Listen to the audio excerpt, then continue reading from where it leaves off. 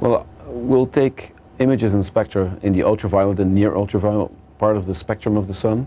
And that's a type of light that we usually cannot see from the ground. The Earth's atmosphere absorbs all of that, which is a good thing for us, otherwise we'd have a really bad sunburn. The ozone layer of the Earth absorbs that light. And so what we need to do is, if we want to look at that region on the sun, the interface region emits mostly that type of light, we need to put our telescope above the Earth's atmosphere. And we do that by launching a satellite, and it flies about 400 miles above the Earth's surface. It's not going to fly to the sun, it just orbits the Earth, and it has a telescope.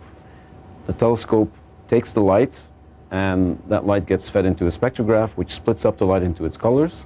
And that light actually just ends up on a detector, a camera, kind of like what you have on your phone, except a little bit more expensive. And that data gets processed by a computer, downlinked through essentially radio with the ground stations, and then we get the data on our computers.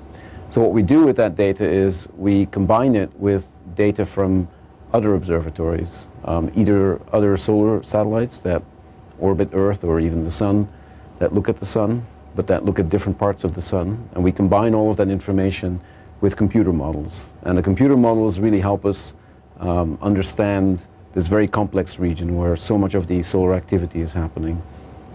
It's a very complex region, and that means that we need essentially supercomputers. We use the NASA supercomputers to model a piece of the sun within our computer.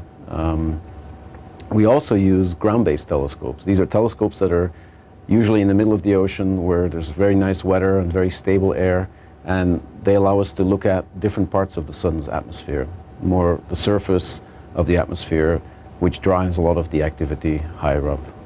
And so a combination of all of these facets of the investigation will allow us to understand how the gases are heated and cooled in this region.